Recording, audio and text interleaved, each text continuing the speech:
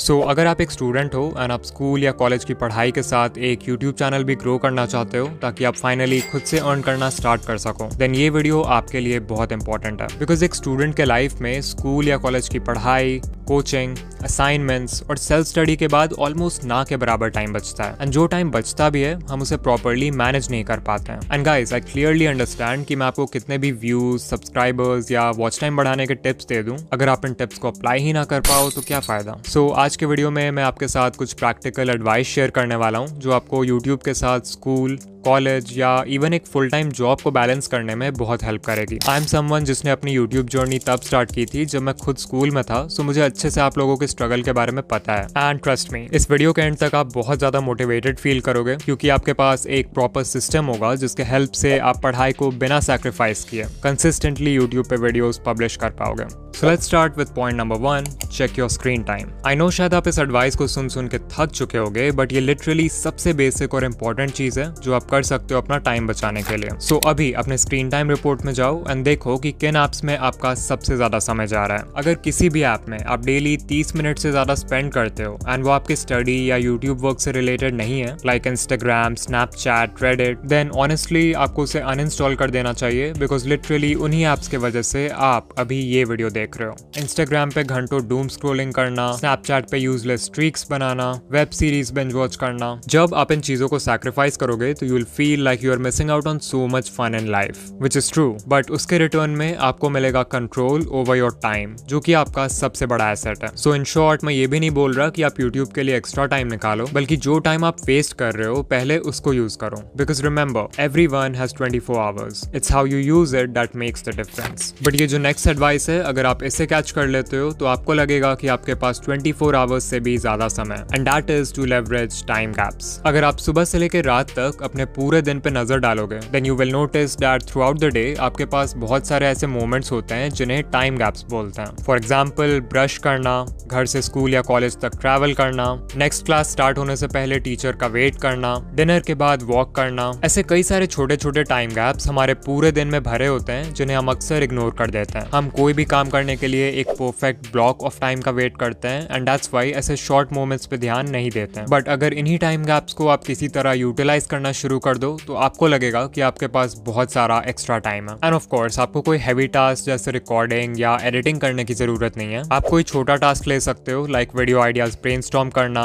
Thumbnail का idea sketch करना, या फिर अपने स्क्रिप्ट के लिए पॉइंट्स जॉट डाउन करना। The best part is that किसी भी टाइम गैप में आपका ब्रेन बिल्कुल रिलैक्स्ड होता है एंड उस पर किसी डेडलाइन का प्रेशर नहीं होता है। और इसी रिलैक्स स्टेट की वजह से ब्रेन को क्रिएटिव आइडियाज और भी आसानी से आते हैं। यही रीजन है कि आपने बहुत लोगों को कहते हुए सुना होगा कि उन्हें सबसे क्रिएटिव आइडियाज शावर लेते समय आते हैं। आप चाहो तो जेके राउलिंग का एग्जांपल ले सकते हो, जिन्हें हैरी पॉटर लिखने का आइडिया तब आया था जब वो एक ट्रेन जर्नी पर थी और उनके पास ना कोई पेन था ना पेपर। उन्होंने खुद कहा है कि हैरी पॉटर का पूरा कॉन्सेप्ट उनके दिमाग में अचानक से फ्लैश हुआ जब वो बस विंडो के बाहर देख रही थी। नाउ इन पहले 2 पॉइंट्स को फॉलो करके आपको काफी एक्स्ट्रा टाइम मिल जाएगा। बट व्हाट इफ आपके पास टाइम तो है लेकिन आप उसे प्रोडक्टिवली यूज ही नहीं कर पा रहे हो। ऐसे में you can use Parkinson's law, जो कि इस वीडियो का 3rd पॉइंट है। According to Parkinson's law, work expands so as to fill the time available for its completion. मतलब अगर आप किसी काम को पूरा करने के लिए 10 घंटे दोगे तो उसे पूरा करने में 10 घंटे लगेंगे, बट अगर सिर्फ 2 घंटे दोगे तो 2 घंटे ही लगेंगे। ऐसा इसलिए क्योंकि किसी भी काम को पूरा करने के लिए जितना टाइम अवेलेबल होता है वो काम भी उतना ही ज्यादा फैलता है। यही है पार्किंसंस लॉ, जिसे 1955 में प्रोफेसर सी नॉर्थकोट पार्किंसन ने खोजा था। अपने ओरिजिनल एसे में पार्किंसन ने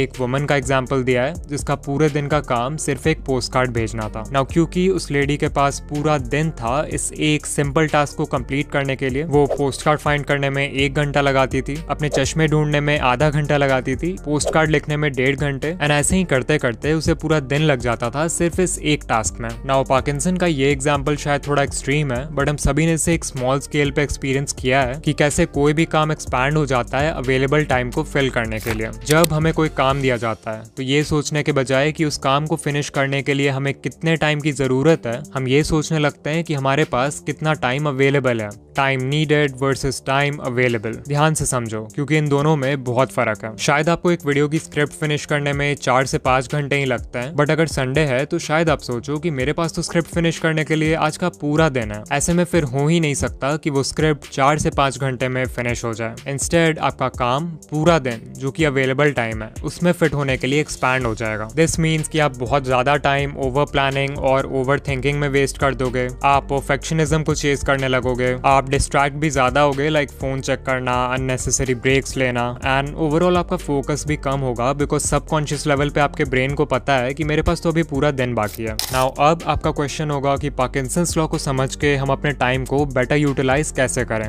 वेल, इसका एक बहुत ही सिंपल सा सॉल्यूशन है और वो है आर्टिफिशियल डेडलाइन सेट करना। लेट्स अज्यूम कि कॉलेज से एक असाइनमेंट मिला है जो कि आपको कल सबमिट करना है, एंड क्योंकि अभी दोपहर के 2 ही बज रहे हैं तो टेक्निकली आपके पास पूरा दिन है उसे कंप्लीट करने के लिए। बट क्योंकि आपको पार्किंसंस लॉ के बारे में पता है, आप अपना फोन लेते हो और उसमें 2 घंटे का टाइमर लगा देते हो बिकॉज यू नो कि इतना समय आपके असाइनमेंट के लिए सफिशिएंट है। ये हो गया एग्जाम्पल एक आर्टिफिशियल डेडलाइन का जो कि आपके रियल डेडलाइन से बहुत छोटा है। इससे आप इंस्टेंटली ज्यादा फोकस्ड फील करोगे, डिस्ट्रैक्शंस कम होंगे एंड आप परफेक्शनिज्म को भी चेज नहीं करोगे। इवन इलॉन मस्क ने कहा है कि पेशेंट रहना बंद करो और खुद से पूछो कि मेरा जो 10 ईयर प्लान है मैं उसे 6 मंथ्स में कैसे अचीव कर सकता हूँ। शायद आप फेल हो जाओ लेकिन फिर भी आप उस इंसान से बहुत आगे रहोगे जिसने सिंपली ये एक्सेप्ट कर लिया कि मुझे 10 साल लगेंगे। सो इस लॉ का यूज करके आप होमवर्क, असाइनमेंट्स या किसी टेस्ट के लिए प्रिपेयर करते वक्त अपना काफी टाइम बचा सकते हो, जिससे फिर यूट्यूब के लिए आपके पास एक्स्ट्रा टाइम होगा। हमारे लिस्ट का अगला पॉइंट है बैचिंग, और ये एक प्रोडक्टिविटी टेक्निक है जहां आप सिमिलर टास्क को स्ट्रैटेजिकली ग्रुप करके एक साथ करने की कोशिश करते हो। To understand this, imagine that you are a chef and you know कि आज पूरे दिन में आपको 5 अलग अलग डिशेस बनाना है। सो आपने नोटिस किया कि इन 5 डिशेस की रेसिपी में ना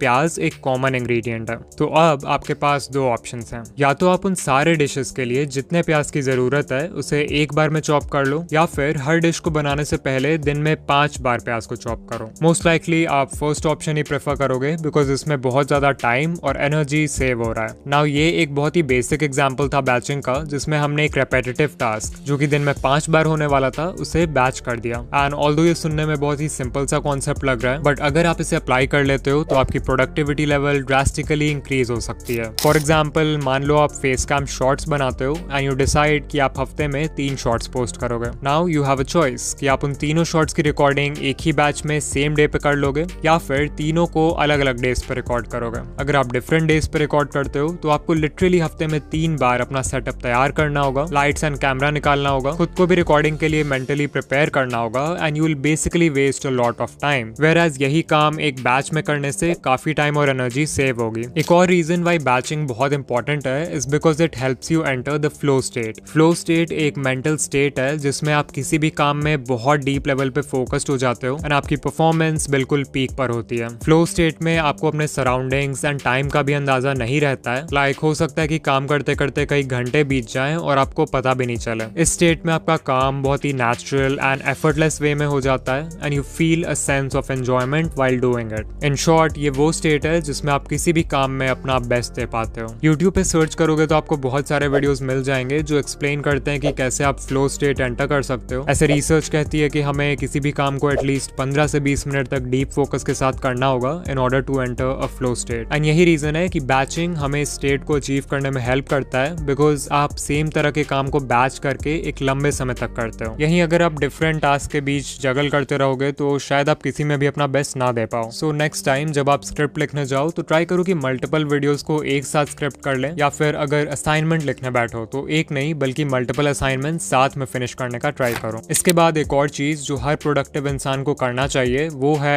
एक टू डू लिस्ट बनाना। Before you start your day आपको एक जगह क्लियरली ये लिख लेना चाहिए कि आज आपको कौन कौन से टास्क कंप्लीट करना है। फिर जैसे जैसे हर टास्क कंप्लीट होते जाए आपको उन्हें लिस्ट से कट करते जाना है। सिंपल। ऑल्सो जो बहुत माइक्रो या इजी टू फिनिश टास्क हैं उन्हें लिखना अवॉइड करना, क्योंकि उनके वजह से लिस्ट अननेसेसरीली बहुत लंबा हो जाएगा जिससे you will feel more stressed. Instead try करो कि उन माइक्रो टास्क को जितने जल्दी हो सके फिनिश कर दो। आप चाहो तो हर टास्क के साथ एक टाइम ब्लॉक भी स्पेसिफाई कर सकते हो जिससे it will turn into an actual commitment. एक टू डू लिस्ट बनाने से अपने टास्क को ट्रैक करना तो आसान हो ही जाता है, बट ऑल्सो जब भी आप लिस्ट में से किसी भी आइटम को फिनिश करने के बाद कट करते हो तो वो आपके ब्रेन को एक छोटा सा डोपामीन हिट देता है जो कि बहुत मोटिवेटिंग लगता है। टू डू लिस्ट बनाने से आपका माइंड भी क्लियर हो जाता है, जिससे you can work more efficiently. मैं पर्सनली अपना टू डू लिस्ट एक फिजिकल कॉपी में बनाता हूँ, बट इफ यू वांट आप कोई ऐप भी यूज कर सकते हो उसके लिए, जैसे नोशन, ट्रेलो, टूडूइस्ट, टिक, जिससे आप अपने फोन पे एक डिजिटल लिस्ट बना पाओगे। Now before I end this video I want to talk about one last thing जो कि इतना ज्यादा इंपॉर्टेंट है कि शायद इसके बिना इस वीडियो में बताए गए सारे पॉइंट्स किसी भी काम के नहीं होंगे,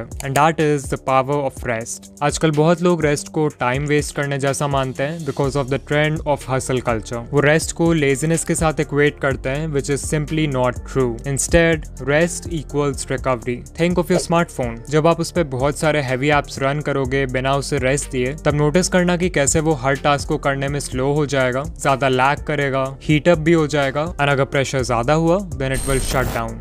आपका माइंड और बॉडी भी एक स्मार्टफोन जैसा ही है। बिना प्रॉपर रेस्ट के आप हर टास्क में स्लो और लेस एफिशिएंट होगे, आपकी क्रिएटिविटी कम होगी, आप हेल्थ इश्यूज फेस करोगे, एंड जस्ट लाइक एक फोन एक्सट्रीम स्ट्रेस में खुद को शट डाउन कर देता है, you will also face a burn out when your mind and body can't take it anymore. Now it's important कि हम इंटेंशनल रेस्ट और माइंडलेस रेस्ट के बीच के डिफरेंस को क्लियर करें, बिकॉज सही से रेस्ट करने के बाद आपको और फ्रेश फील होना चाहिए, ना कि डिस्ट्रैक्टेड। इंस्टाग्राम और यूट्यूब पे डूम स्क्रॉल करना, वेब सीरीज बिंज वॉच करना, गेम्स खेलना जब आपका कोई गेमिंग चैनल भी नहीं है, ये सब सरफेस लेवल पे रेस्ट करने जैसा लग सकता है, बट असलियत में आप सिर्फ खुद को रिस्पॉन्सिबिलिटीज से और स्ट्रेस से डिस्ट्रैक्ट कर रहे हो। रिमेंबर कि प्रॉपर रेस्ट हमेशा इंटेंशनल होता है, so don't just lie down without any intent. Instead have a plan कि आप कितनी देर रेस्ट करोगे और कैसे रेस्ट करोगे। लाइक जरूरी नहीं कि हर समय आपको सेम तरह के रेस्ट की जरूरत हो। अगर आप मेंटली टायर्ड हो तो आप आईज क्लोज करके मेडिटेट कर सकते हो, या फिर किसी शांत जगह जाके कोई काम म्यूजिक सुन सकते हो। Let's say you are physically tired, तो आप एक क्विक नैप ले सकते हो, थोड़ी लाइट स्ट्रेचिंग कर सकते हो, या फिर शावर ले सकते हो। If you are emotionally tired then you should talk to someone. इसके अलावा जर्नलिंग करते हैं बहुत लोग, या नेचर में टाइम स्पेंड कर सकते हो आप। फिर मान लो क्रिएटिव लेवल पे टायर्ड हो आप, तो you can change your environment, जिससे आपको बेटर आइडियाज आएंगे। The key here is to identify कि आपके माइंड एंड बॉडी को एट द मोमेंट किस चीज की जरूरत है। इसके अलावा कुछ चीजें तो एसेंशियल हैं जिनके साथ आप बिल्कुल भी नेगोशिएट नहीं कर सकते, like 8 hours of consistent sleep and staying hydrated. Also, चाहे स्टडीज हो या फिर यूट्यूब, इट्स रियली इंपॉर्टेंट कि हम अपने आईज का ध्यान रखें, बिकॉज हमारा स्क्रीन टाइम बहुत ज्यादा हो जाता है। You can use the 20-20-20 rule, which says कि अगर आप स्क्रीन पे काम कर रहे हो तो आपको हर 20 मिनट के बाद 20 फीट दूर रखे किसी चीज को 20 सेकंड के लिए देखना चाहिए। इससे आपके आईज के मसल्स रिलैक्स्ड रहेंगे और आई स्ट्रेन रिड्यूस होगा। इसके अलावा आप कुछ बेसिक एक्सरसाइजेस कर सकते हो आईज के लिए, लाइक इन्फिनिटी एक्सरसाइज, जिसमें आपको 10 फीट दूर एक इन्फिनिटी सिंबल को इमेजिन करना है और फिर उसे अपने आईज से स्लोली 1 मिनट तक ट्रेस करना है। सो पहले 30 सेकंड क्लॉकवाइज डायरेक्शन में ट्रेस कर सकते हो और next 30 seconds anti clockwise. Now अगर आप यहाँ तक आ गए हो तो कमेंट कर देना managing YouTube with studies is fun, and video को लाइक कर देना। ऑल्सो अगर आपके चैनल पे अभी तक 1000 सब्सक्राइबर्स कंप्लीट नहीं हुए हैं, देन आई हाईली रिकमेंड कि आप ये वीडियो देखो। एंड या मैं आपसे वहीं मिलूंगा।